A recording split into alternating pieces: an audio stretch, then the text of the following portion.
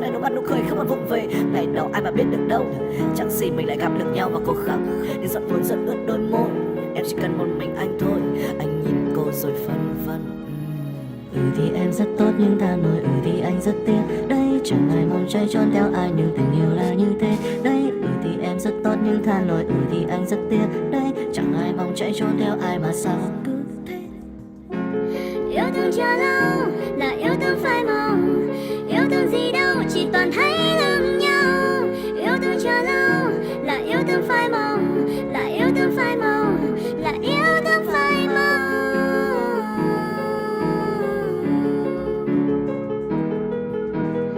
Thì anh rất tốt, thì em rất tiếc. Thì anh rất tốt, thì em rất tiếc. Thì anh rất tốt nhưng thà nổi thì em rất tiếc.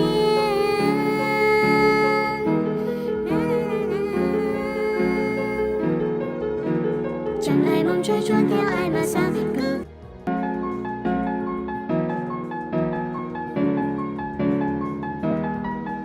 chàng trai đuổi theo tình yêu dành cho cô gái, nhưng chàng trai nào hay từ lâu cô đã âm thầm mến thương. Chàng trai nhà xa tận hai khu phố đang ngổn ngang, tình yêu dành cho cô gái không yêu ngược lại.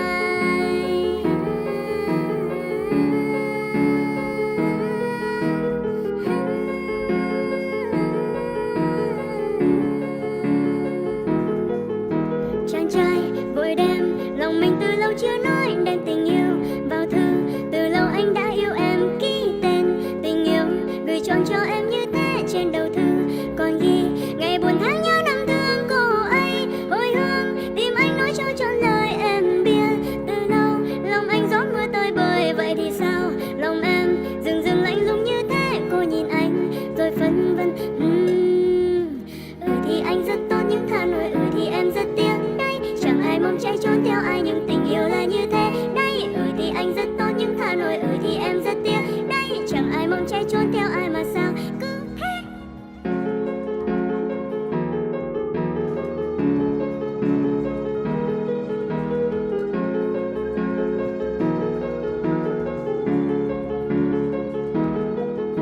Chàng trai vội lau dòng lệ trên mi cô gái, em cần anh làm ơn tình em trao rất thật thà tiếc thay. Tình anh thuộc về một cô gái khác, đêm ngày mai bọn anh soạn đồ cuốn gói đi xa cô vỡ hóa ra tình em đã trao anh mà anh biết. Từ lâu lòng em vốn luôn thật thà, vậy thì sao lòng anh dừng dừng lạnh lùng như thế. Anh nhìn cô rồi phân vân.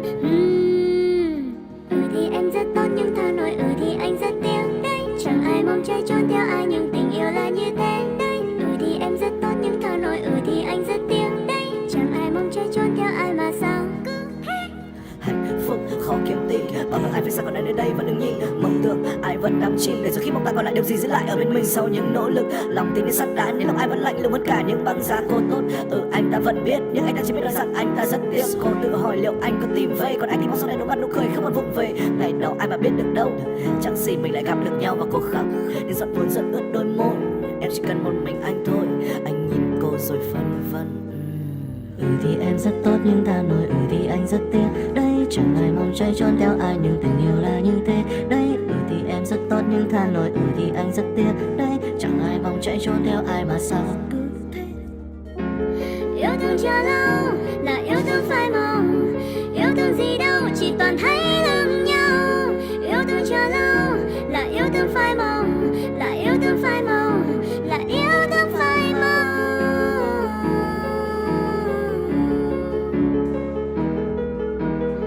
Thì anh rất tốt, thì em rất tiếc. Thì anh rất tốt, thì em rất tiếc. Thì anh rất tốt nhưng thà nổi thì em rất tiếc.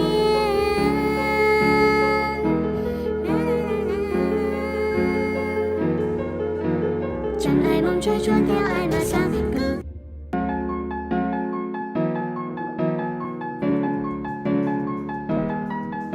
chàng trai đuổi theo tình yêu dành cho cô gái, nhưng chàng trai nào hay từ lâu cô đã âm thầm mến thương. Chàng trai nhà xa tận hai khu phố đang ngổn ngang, tình yêu dành cho cô gái không yêu ngược lại.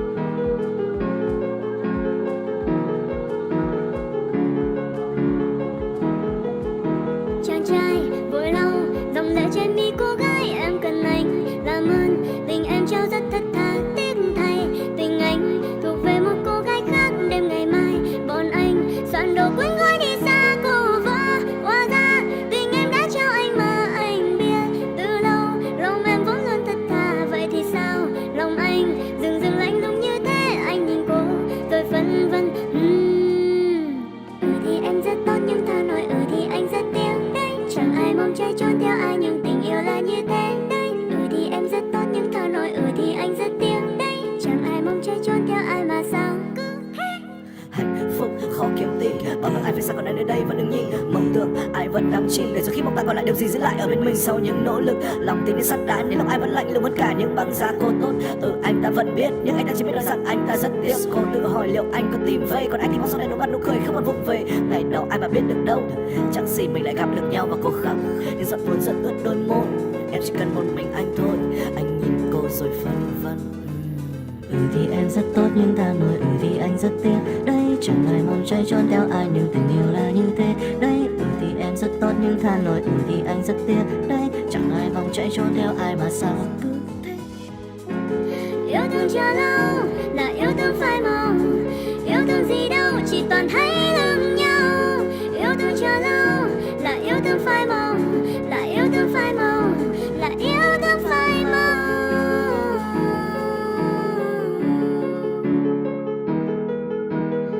Thì anh rất tốt